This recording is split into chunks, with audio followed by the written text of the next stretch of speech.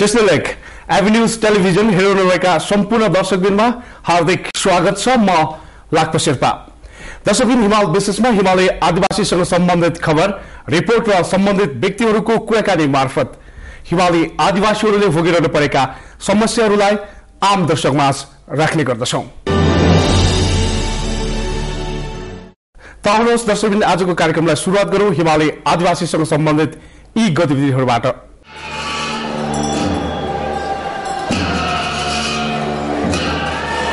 राजधानीमा बसोबास गर्दै आएका यल्मो समुदायले यल्मो स्याहार छेजु मनाएका छन्। काठमाडौँको यल्मो समाज सेवा केन्द्रमा गत साता यल्मो स्याहार छेजु भव्य रूपमा मनाएको हो। यलम्बु क्षेत्रबाट आई स्थायी र अस्थायी रूपमा बसोबास गर्दै आएका यल्मु समुदाय एकै ठाउँमा उपस्थित भई यो पर्व मनाउने गर्दछन्।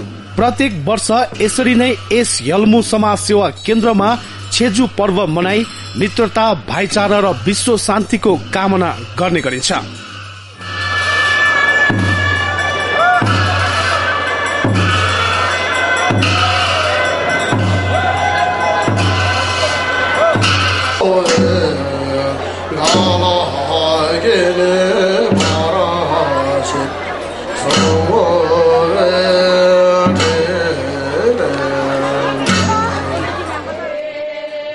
गुरु पद्म सम्भवको जन्मदिनको धार्मिक पुण्य तिथिको अवसर पारी मनाइने छेजु पर्व यल्मु समुदायको प्रमुख पर्व मध्येको एक महत्वपूर्ण पर्व हो। पाठ पूजा सँगै तान्त्रिक लामा नृत्य पनि छेजु पर्वको आकर्षणको केन्द्र रहने गर्दछ। छेजु पर्वमा गाइने गीतको पनि छुट्टै विशेषता हुन्छ, जुन उत्सवमा गाइने गीत भन्दा पृथक हुन्छ।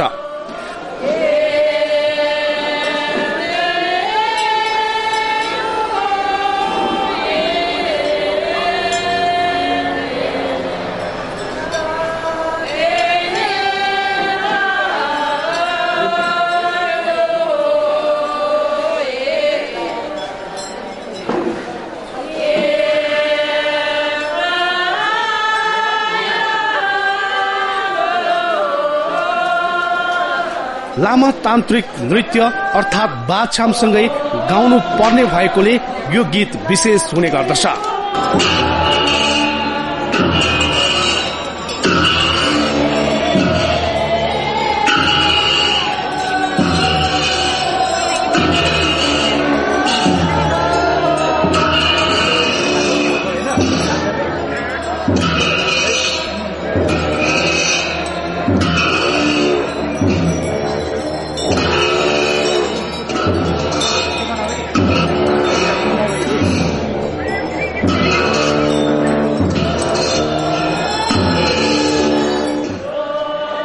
प्रमुख अतिथि रक्षा मन्त्री बालकृष्ण खाँडले कार्यक्रममा बोल्दै हिमाली क्षेत्रमा मनाउने पर्वहरूमा आफू उपस्थित हुन पाउँदा खुशी व्यक्त गर्दै यस्तो पर्वहरूले राष्ट्रिय पर्वको महत्व पाउनु पर्ने जोड दिएका छन्।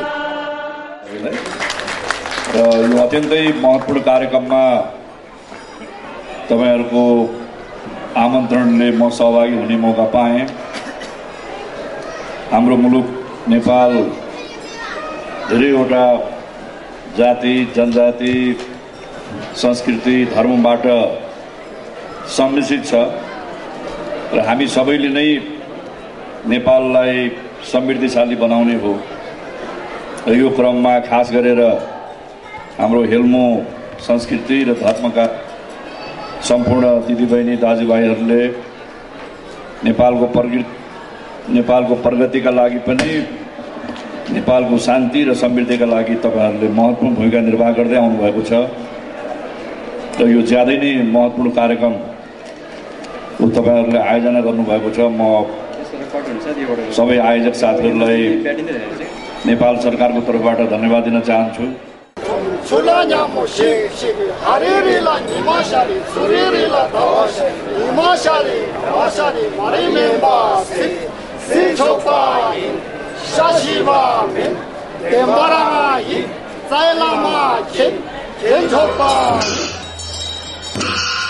बाछाम अर्थात लामा तान्त्रिक नृत्यमा बरुवा संगक छोरिङ गुम्बा र स्याङबा न्युङ्ने गुम्बाका लामाहरूले उपस्थिति जनाएका थिए।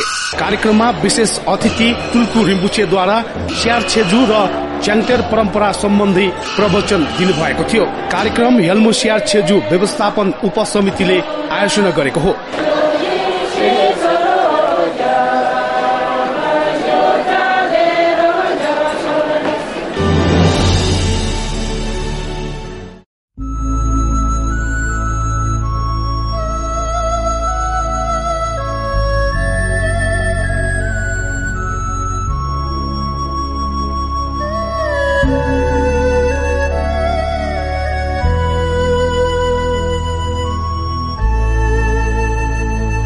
सिन्धुपाल्चोकको सिम्पल काभ्रे 9 थालेमा अवस्थित नवनिर्मित पेमी निगु छोलिङ गुम्बामा भव्य रूपमा छेजु पूजा सम्पन्न भएको छ। यस स्थानमा नियमित रूपमा हुने पूजा आजा र कर्मकाण्ड गर्न सहज होस् भनी आचार्य कर्मा रिन्जिङ शेर्पाले गुम्बा स्थापना गरेका हुन्।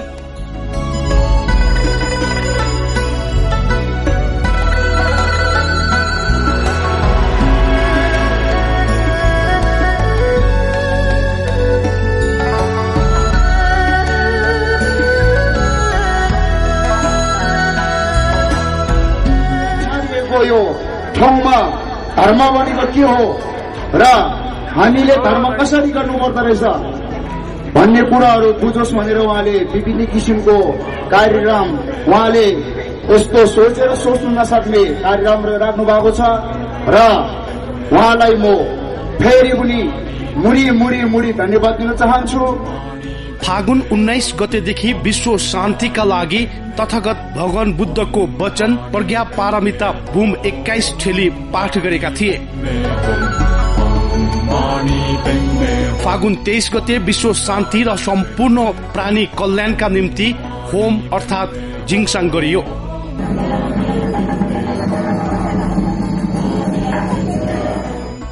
पहिलोचोटि यस्तो सक्षम कार्यक्रम गर्ने, यति राम्रो कार्यक्रम गर्ने सक्षम व्यक्तित्व को त भन्दाखेरि कर्मा रिन्चे रिम्बुछेज्यू। उहाँ चाहिँ नै ज्ञानले रिम्बुछे हुन्छ, त्यत्तिकै रिम्बुछे हुँदैन।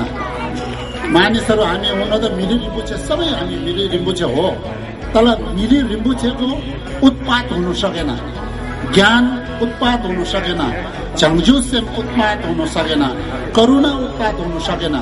त्यही कारणले रिम्बुछे त न्याम्सी गरेर त्यही बसिदियो हो।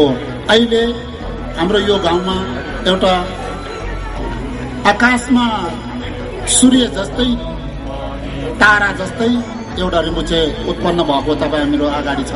मिठो, यस्तो मिठो कार्यक्रम भएको बेलामा खुसीले हर्षित भएर अनि गदगद हुँदै म सङ्घचोलिङ गुम्बाको लामाको नाताले मेरा 3 दाजुभाइ, मेरा गाउँलेका नाताले, त्यो सम्पूर्ण मेरा ओग्लिनेका मेरा प्यारा माता पिताको नाताबाट म यहाँबाट मेरा आदरणीय कर्मा रिन्जिङ खेम्बोजूलाई मुरी न्यानो माया र चाहिँ स्वागत गर्दै यो 2 शब्द यही टुङ्गाउँछु। त्यसले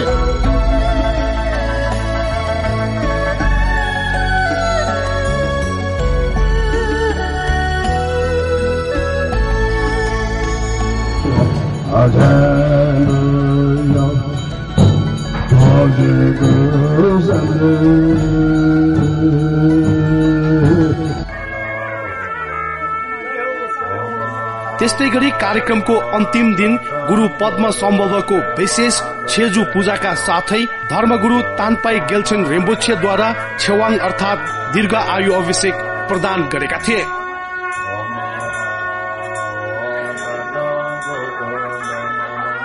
म भगवान बुद्धको चेलो हो, भगवान गुरु परमात्माको चेला हो।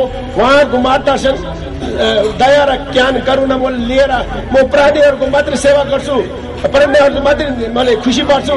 मेरो एउटा सम्पूर्ण प्राणीहरू भगवानतिर नपाएसम्म मैले सेवा गर्छु भन्ने प्रतिज्ञा लिएर अहिले यो चमत्कार देख्न सकेको हो। त्यो भएर हामीले सबै चमत्कार देखाउन सक्छ, हामी सबै आफैले पवित्र बनाउन सक्छ।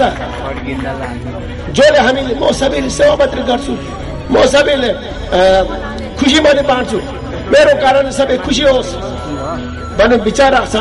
त्यही मान्छे ठुलो हुन्छ, त्यही मान्छे खुसी हुन्छ, त्यही मान्छे सफलता हुन्छ। त्यो मान्छेको कारणले हजारौं लाखौं यो दुनियाँ नै खुसी हुन्छ। अनि यो आजको मानमा राख्नु। अब म धेरै कुरा गरेन, अब म यहाँ आउने म पछि जाने भन्दा आउने मैले मान्ने गरेर राखेको छु। त्यो बाहिर बाँकी कुराहरू पछि गरौँला। आज हजुर सबैलाई धन्यवाद, गुरु कर्मा रिन्जीज्यूलाई धन्यवाद। अनि म जय हो महाराज, गुरु महाराज की जय हो, गुरु महाराज की जय हो। यसरी यस स्थानमा गुम्बा निर्माण हुनका साथै भव्य रूपमा छेजु पूजा हुँदा स्थानीय बासिन्दाहरू निकै हर्षित देखिन्थे। आचार्य कर्मा रिन्जिङ शेर्पाको पहलमा निर्माण भइरहेको यो गुम्बाले बौद्ध धर्म अध्ययन अध्यापनमा ठूलो योगदान पुर्याउने स्थानीय अगुवाहरू बताउँछन्। कार्यक्रममा बस्ती वरिपरिका स्थानीय धर्मगुरूहरूको उपस्थिति रहेको थियो। भौगोलिक रूपमा अति विकट रहेको यो क्षेत्रमा गुम्बा निर्माण गरी बौद्ध धर्म अभ्यास र धर्म संस्कृति संरक्षण र प्रवर्धनका लागि आफू सधैँ लागि परिरहने बताउँछन् आचार्य कर्मा रिन्जिङ शेर्पा। कार्यक्रममा 2 दिने निशुल्क स्वास्थ्य शिविरको पनि आयोजना गरेका थिए। दर्शकबिन, हिमाली आदिवासीहरूको साझा सवाल र मुद्दासँग निकट व्यक्तिहरूलाई हामीले हिमाल विशेषको कुराकानी विशेषमा स्थान दिँदै आएका छौं। त आजको कुराकानी विशेषमा हुनुहुन्छ आचार्य कर्मा रिन्जिङ शेर्पा। उहाँले सानै उमेरमा आचार्य 11 वर्षको जुन पढाइपछि एउटा आचार्य पद पाइन्छ बौद्ध दर्शन अध्ययन अध्यापनको क्रममा, र आचार्य गरिसक्नु भएको छ र सोही सम्बन्धी कुराकानी केन्द्रित रहनेछौँ। उहाँलाई कार्यक्रममा स्वागत गर्छौँ। स्वागत छ यहाँ। निकै सानै उमेरमा 11 वर्ष पूरा गरेर आचार्य अर्थात् लोपेनको पद ग्रहण गर्दै हुनुहुन्छ। सानै उमेरमा, उमेर पनि सानै छ, कस्तो हुँदो रहेछ? 11 वर्ष गुम्बा शिक्षामा बस्नुभयो, रुम्तेक कर्मा श्री नालन्दा विश्वविद्यालयमा 11 वर्षसम्म पढ्नुभयो होइन? यो भिक्षुहरूको जीवन अध्ययनको क्रममा कस्तो हुँदो रहेछ? पहिलो क्रममा चाहिँ अलिक गाह्रै हुन्छ। तपाईँको जुन मैले तपाईँको लामा जुन मैले भिक्षु भनेको चाहिँ 1999 मा हो। म सानै उमेरको थियो र मैले चाहिँ जुन गुम्बा सम्बन्धी जुन एउटा शिक्षा चाहिँ मैले नेपालमै गरेँ। त्यसपछि मैले 2007 मा चाहिँ मैले जुन हाम्रो जुन बौद्ध शिक्षा जुन माथिल्लो तहको जुन एउटा शिक्षाको लागि चाहिँ मैले रुम्तेक गुम्बा जुन रुम्तेक कर्मश्री नालन्दा इन्स्टिट्युटमा पढ्नु पाएँ। र पहिलो चरणमा चाहिँ अलि गाह्रो हुँदो रहेछ। त्यसपछि बिस्तारै तपाईँको त्यस्तो गाह्रो नहुने रहेछ। बिस्तारै माथि पुगेपछि फर्स्टमा चाहिँ तपाईँको एकदमै गाह्रो हुँदो रहेछ। विशेष गरी त्यो रुम्तेक कर्मश्री नालन्दा इन्स्टिट्युट चाहिँ अलिकति भिन्नै रहेछ। त्यहाँ हामीले पहिले थाहा थिएन। त्यहाँ चाहिँ हामीले सोचेको थियो बौद्ध जुन शिक्षा सम्बन्धी मात्र हामीले ज्ञान लिनुपर्ने, शिक्षा लिनुपर्ने होला भनेर सोचेको थियो। तर भिन्नै रहेछ। त्यहाँ चाहिँ के रहेछ भनेदेखि त्यो चाहिँ 16औं अवतरी कर्मापाले चाहिँ तपाईँको जुन इन्डिया सरकारसँगै गरेर चाहिँ तपाईँको जुन सम्पूर्ण अनन्त संस्कृत विश्वविद्यालयसँग चाहिँ एफिलिएटेड गरेको रहेछ। त्यस कारणले गर्दा त्यहाँको शिक्षा चाहिँ अलिकति भिन्नै रहेछ। किनभने त्यहाँ चाहिँ कम्पलसरी संस्कृत पढ्नुपर्ने र अङ्ग्रेजी पनि कम्पलसरी पढ्नुपर्ने र तपाईँको त्यसै गरी हाम्रो जुन बौद्ध धर्म सम्बन्धी जुन एउटा ग्रन्थहरू, जुन एउटा हिस्ट्री फिलोसफीहरू छँदैछ र त्यसै गरेर अलिक भिन्नै रहेछ। अलिक गाह्रो चाहिँ हुँदो रहेछ। तर तपाईँको अध्ययन गर्दै जाँदा एकदमै तपाईँको पछि चाहिँ एकदम सजिलो, अलिकति राम्रै हुँदो रहेछ। अहिले त नेपालको गुम्बा शिक्षाहरूमा पनि जुन कम्प्युटर साइन्स भयो, अन्य अङ्ग्रेजी गणितहरू त यहाँ पनि पढाइ हुन्छ होइन? हजुर। तपाईँ कति वर्ष हुँदाको उमेरदेखि भिक्षु भन्नुभयो? अर्थात् त्यो रुम्तेकको कर्मश्री नालन्दा विश्वविद्यालयसँग आबद्ध हुनुभयो? कति वर्षको उमेर हुनुहुन्थ्यो त्यति बेला? त्यतिखेर म तपाईँको 18 वर्षको उमेर थियो। 18 वर्षको उमेर थियो तपाईँको। त्यतिखेर चाहिँ अब त्योभन्दा अगाडि म 9 वर्षको उमेरमा लामा भनेको, र लामा चाहिँ तपाईँको यहाँ नेपालमै पढेँ। गुम्बा सम्बन्धी एउटा शिक्षा चाहिँ यहीँ लिएँ। त्यसपछि चाहिँ जुन माथिल्लो तहको जुन एउटा बुद्धिज्म फिलोसफी पढ्नको लागि चाहिँ मैले इन्डिया त्यहाँ रुम्तेक पढ्दाखेरि चाहिँ म 18 वर्षको उमेर थियो। भूकम्प पीडितलाई पनि तपाईँ सानै हुँदा पनि जस्तै मन ठुलो रहेछ तपाईँको सहयोग गर्नुभयो नि है? हजुर, अलिअलि सक्दो सहयोग गरेँ। तपाईँको त्यहाँ चाहिँ के थियो भने मैले त्यो समय चाहिँ अलिकति एकदमै कठिन, एकदमै गाह्रो समय थियो। म त्यहाँ तपाईँको चाहिँ जुन भूकम्प आउँदाखेरि म सिक्किममै थियो र मैले सुनेको अनुसार चाहिँ तपाईँको नेपाल त एकदमै खतमै भयो। त्यहाँ चाहिँ अब एकदमै मान्छेहरू एकदमै बिजोग छ। त्यहाँ चाहिँ घरहरू पुरै भत्केर एकदम विनाश भएर चाहिँ तपाईँको चाहिँ खानापिनादेखि नभएर चाहिँ तपाईँको त्यहाँ चाहिँ बस्ने ठाउँहरू केही नभएको एउटा खबर पाएँ र म चाहिँ तपाईँको अर्जेन्ट एकदम इमर्जेन्सीमा म काठमाडौँ आएँ। त्यसपछि यहाँ मैले चाहिँ यहाँको एउटा सिचुएसन बुझेँ र काठमाडौँमा त ठिकै थियो, तर गाउँघरमा चाहिँ तपाईँको जुन मान्छेहरू गाउँघरमा एकदम जानै डराए। तपाईँको त्यहाँ बाटो ब्लक छ, नाना थरीको कुराहरू गर्दो रहेछन् र उनीहरू डराउँदो रहेछ जानु। तर मलाई चाहिँ डर भन्दा पनि एउटा चाहिँ तपाईँको त्यहाँको चाहिँ जुन गाउँले बासिन्दाहरू कसरी बस्यो होला, बिचरा खाना नै छैन, त्यहाँ चाहिँ बस्ने ठाउँ नै छैन भन्दाखेरि मलाई एकदमै भएर त्यहाँ मैले अनि यहाँको एउटा गरेर चाहिँ तपाईँको संस्थाहरूलाई अलिकति रिक्वेस्ट गरेँ, हाम्रो गाउँमा पनि यसो छ, त्यहाँ चाहिँ एकदम दुःख छ, एकदम घरहरू पुरै भत्केर चाहिँ यस्तो भयो भन्दाखेरि उनीहरूले हुन्छ हामी सहयोग गर्न तयार छु। तर त्यतिखेर चाहिँ उनीहरूले के भन्यो भने एउटा चाहिँ गाविसबाट एउटा सिफारिस बनायो र धेरै कुराहरू भए।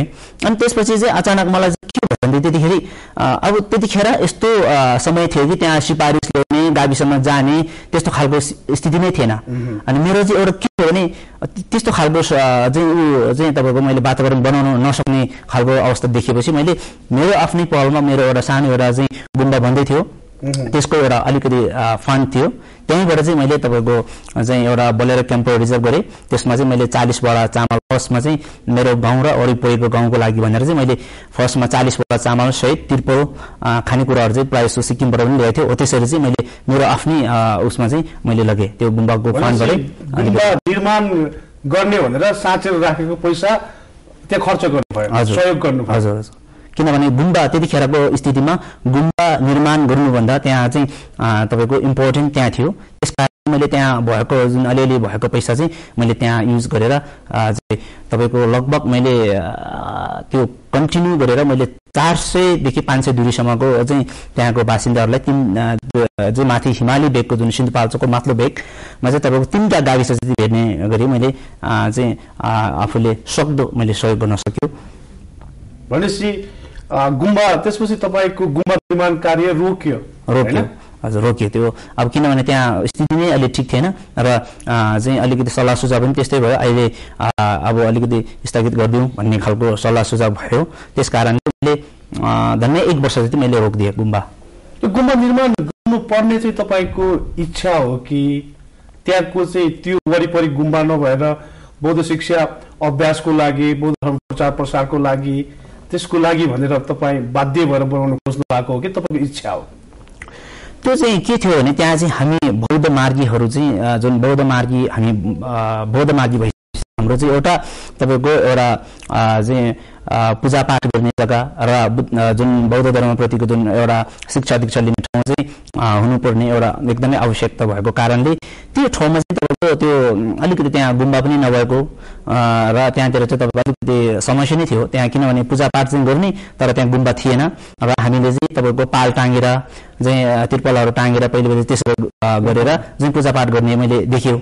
र पछिल्लो समयमा मैले धेरै सोचेँ यो अब तिर्पल टाँगेर धेरै यो गर्दाखेरि तपाईँको घरमा त पूजा त सालैपछि गर्नैपर्छ र छेचु विशेष कार्यक्रम, त्यसै गरी अब जुन एउटा मनेदुङ्गुप भनेर चाहिँ दसैँको अष्टमीको दिनमा चाहिँ धेरै आत्माहरू हुने त्यस्तो खालको दिनमा चाहिँ हाम्रो एउटा विशेष पूजा हुन्छ चाहिँ अवलोकितेश्वरको जुन एउटा चाहिँ मन्त्र जप गरेर चाहिँ प्राणीहरूको जुन एउटा आत्मा शान्तिको लागि भनेर हाम्रो एउटा पूजा गरिन्छ, त्यो पूजा पनि गर्नुपर्ने। र त्यहाँ चाहिँ तपाईँको त्यस्तो खालको गुम्बा एउटा चाहिँ भनौँ एउटा त्यहाँ चाहिँ त्यहाँको चाहिँ गाउँलेहरू बासिन्दाहरू आएर भेला भएर चाहिँ एउटा पूजापाठ गर्ने जग्गा नभएको हुनाले मैले यसो विचार गरेँ त्यहाँ एकदमै महत्त्वपूर्ण रहेछ, भन्नुपर्ने रहेछ खालको मैले पहिलेदेखि सोचिरहेको थियो।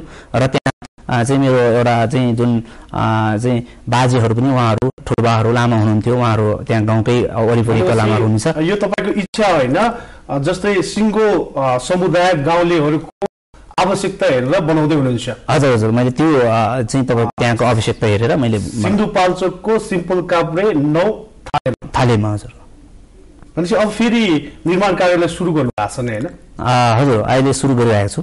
फेरि पनि त्यो भूकम्पपछि अब अहिले चाहिँ हाल अहिले जुन एउटा सामान्य भयो, त्यो जुन एउटा चाहिँ तपाईँको भूकम्पपछि चाहिँ तपाईँको हाल अहिले एकदम राम्रो वातावरण राम्रो, त्यस कारणले मैले फेरि सुरु गर्न लागिरहेको छु। हजुर, गुम्बा पनि सुरु गर्दै हुनुहुन्छ।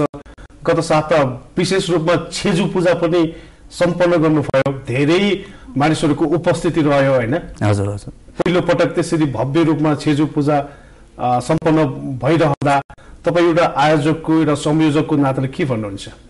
तपाईँको यो एउटा चाहिँ तपाईँको यो छेचु विशेष कार्यक्रम चाहिँ हाम्रो एउटा सालै पछि हाम्रो चाहिँ एउटा गाउँलेको जुन एउटा चाहिँ गुठियारी हाम्रो समाजको एउटा उसमा चाहिँ गरिन्थ्यो। 4 जनाले चाहिँ तपाईँको उ गरेर जिन्दाक अर्थात् आयोजक गरेर स्पोन्सर गरेर उनीहरूले गर्थ्यो।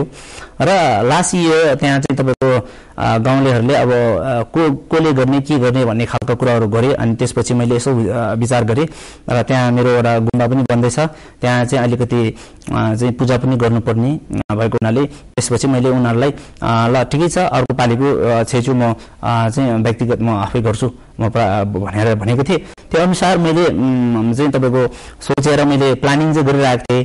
अनि गुम्बा बन्दै गएपछि गुम्बा पनि बन्दै थियो र पूजा पनि गर्नुपर्ने हुनाले खासै तपाईँको त्यस्तो चाहिँ एकदम प्रिपेयर चाहिँ गरेको थिएन। तर अचानक मैले एउटा चाहिँ तपाईँको 1 महिनाभित्र मैले सबै प्रिपेयर गरेर तपाईँको राम्रो एकदमै अब भव्यताका साथ सफल भयो। जुन कार्यक्रम चाहिँ सोचेको भन्दा पनि धेरै राम्रो भयो, किनभने गाउँलेहरू खुसी थिए, जो धर्मगुरुहरू आउनु भएको थियो, त्यहाँको स्थानीय गुरुहरू आउनु भएको थियो, उहाँहरू सबै खुसी हुनुहुन्थ्यो। त्यहाँ तपाईँको चाहिँ पहिलोचोटि तपाईँको धर्मगुरु जुन रिम्पोछेलाई चाहिँ त्यहाँ निमन्त्रण गरेर जुन एउटा चाहिँ अभिषेक कार्यक्रम, त्यसै गरी लोसार शुभकामना आदान प्रदान कार्यक्रम, त्यसै गरी त्यहाँ चाहिँ तपाईँको जुन सांस्कृतिक कार्यक्रमहरू पनि राखेको थियो। त्यस कारणले गर्दा गाउँलेदेखि लिएर सबैजना एकदमै खुसी भएको थियो। यो यसरी पूजा अब निरन्तर प्रत्येक वर्ष हुन्छ अब त्यही गुम्बामा हैन? जुन तपाईले निर्माण गरिरहनु भएको छ त्यही गुम्बामा तपाईँको प्रत्येक वर्ष तपाईँको मणिबुम जुन एउटा चाहिँ तपाईँको दशैंको जुन अष्टमीको दिनमा हुन्छ र तपाईँको जुन फागुनको जुन यो लोसारपछि छेपाचुको दिनमा छेचु त्यही गुम्बामा हुन्छ। हजुर, एउटा प्रश्न जहिले पनि मलाई सोधिरहन्छ बाहिरको साथीहरूले, जस्तै तपाईँ अझै सानै उमेर हुन्छ, यो लामाहरूले जस्तो गुम्बा ठुल्ठुलो गुम्बा बनाउँछ, हरेक कुरा गर्छ, पैसा कहाँबाट हुन्छ, आर्थिक सङ्कलन कसरी हुन्छ भनेर धेरै मान्छेहरूको गुनासो हुन्छ कि त्यो तपाईँको त्यो धेरैले सोध्छ यो कसरी बनाउँछ, के गर्छ भन्ने खालको मलाई पनि सोधिरहन्छ क्या। खास त्यो तपाईँको एउटा चाहिँ के हो भने मान्छेको जब जुन एउटा उद्देश्य, जुन एउटा तपाईँको एउटा मोटिभेसन हाम्रो उसमा चाहिँ अब भनौँ न मोटिभेसन एउटा विचार सोच विचार राम्रो भयो भने त्यो तपाईँको पैसाको भनेको तपाईँको जुन एउटा खर्च भनेको त्यो मेरो विचारमा सामान्य होला। किनभने मैले पनि तपाईँको त्यो गुम्बा सुरु गर्दाखेरि त्यस्तो मलाई एकदमै ठुलो एकदम तपाईँको विदेशी सहयोग तपाईँको त्यस्तो केही छैन नि। तपाईँको जस्तै कि मैले सुरु गरेँ एकदम चाहिँ तपाईँको एकदम तपाईँको सोच विचार राम्रो उद्देश्य लिएर मैले गाउँको लागि समाजको लागि के गर्न सकून् भन्ने खालको विचार लिएर मैले एकदम गरेर गरेँ। तपाईँको त्यो अटोमेटिकली तपाईँको त्यसरी आफै आउँदो रहेछ। किनभने मैले सुरु गर्दाखेरि तपाईँको म आफै चाहिँ सिङ्गापुर मलेसिया इन्डोनेसियातिर गइरहन्थ्यो, तर त्यहाँको अब मानिसहरूले मैले गुम्बा बनाउँछु यस्तो भनेर तपाईँको गरेको नि होइन। मैले म त्यहाँ गएर पूजापाठ गर्थेँ, तिनीहरूले जति पनि तपाईँको दक्षिणाहरू दान दक्षिणा गर्छ त्यो पैसाले मैले उ गरेर तपाईँको एउटा कलेक्ट गरेर मैले एउटा चाहिँ यो प्रोजेक्ट एउटा उ गरेको र पछि गएर अटोमेटिकली फेरि त्यो त्यहाँ मात्र नभएर पछि चाहिँ तपाईँको नेपालीहरू पनि जुन एउटा चाहिँ तपाईँको विदेशतिर बसिरहनु हुने जस्तै कि अमेरिका, इजरायल, कोरिया, तपाईँको जापानतिर चाहिँ बस्नुहुने जुन एउटा मेरो आफ्नो इष्टमित्र अनि साथीभाइहरूले पनि धेरै उहाँहरू पनि इन्ट्रेस्ट गर्नुभयो। उहाँहरू त तपाईँको विदेशीहरू भन्दा पनि एकदमै तपाईँको मन खुल्ला र दान गर्नु सहयोग गर्नुमा उहाँहरू एकदम उठ्यो क्या। मलाई पनि अनि अचम्मै लाग्यो। मैले पहिले सोचेको थिएँ, मलाई के लाग्थ्यो भने यो गुम्बाहरू चाहिँ तपाईँको विदेशीहरूको सहयोगमै बन्द रहेछ कि क्या हो भने मलाई पनि लाग्थ्यो। तर त्यो गलत रहेछ। तपाईँको काम गर्दै जाँदाखेरि यहाँ चाहिँ तपाईँको नेपाली धेरै छन्, मलाई धेरै नेपालीहरू छन्। जस्तै कि तपाईँको सोलुखुम्बुबाट, म सोलुखुम्बुको त होइन तर पनि सोलुखुम्बुका त्यहाँका चाहिँ तपाईँको आमा दिदीबहिनीहरू त्यहाँको चाहिँ उहाँ युएसतिर बस्नुहुने उहाँहरूले पनि सहयोग गर्नुभएको छ। त्यसै गरी यहाँ काठमाडौँमा बस्नेहरूले पनि सहयोग गरेको छ। इजरायलमा बस्नेहरूले सहयोग गरेको छ तपाईको त्यसै गरी चाहिँ तपाईको मनाङको छ मनाङको पनि छ गुरुङहरू तपाईको त्यसै गरी अब योल्मोहरू छ तपाईको धेरै छ तामाङहरू छ त्यसरी अब यो तपाईको मान्छेहरूले सोच्छ अब गुम्बा बन्दैछ त्यो विदेशीको सहयोगमा हो भन्ने खालको कुरा गर्छ तर त्यो गलत हो किनभने त्यो त तपाईको मिक्स हो सबैको उसमा हुन्छ त्यो थपा गरेर समुद्र बन्ने हो नि त्यस्तै हो त्यो हुन्छ सानो उमेरमा आचार्य अर्थात् लोपेनको एउटा पद ग्रहण गर्नुभएको छ र गुम्बा पनि निर्माण गर्दै हुनुहुन्छ सिन्धुपाल्चोकको सिम्पल काभ्रे 9 थालेमा यहाँको सपना यहाँको गुम्बा निर्माण गर्ने कार्य सफल रहोस् र कार्यक्रमको लागि समय दिनुभयो यहाँलाई धन्यवाद धन्यवाद दर्शकबिन उहाँ हुनुहुन्थ्यो आचार्य कर्मा रेन्जुङ शेर्पा हामीले विशेष गरी आजको कुराकानी विशेषमा रुम्तेक कर्मासुरी नालन्दा विश्वविद्यालयमा हुने पढाइ र उहाँले गर्नुभएको योगदानको सम्बन्धी कार्यक्रममा कुराकानी विशेषमा राख्यौं अर्को साता यही समयमा कार्यक्रम लिएर उपस्थित हुनेछौं खबरभित्रको खबरको लागि हेर्दै गर्नुहोला एभेन्यूज खबर नमस्ते सुसे टस्टेलेक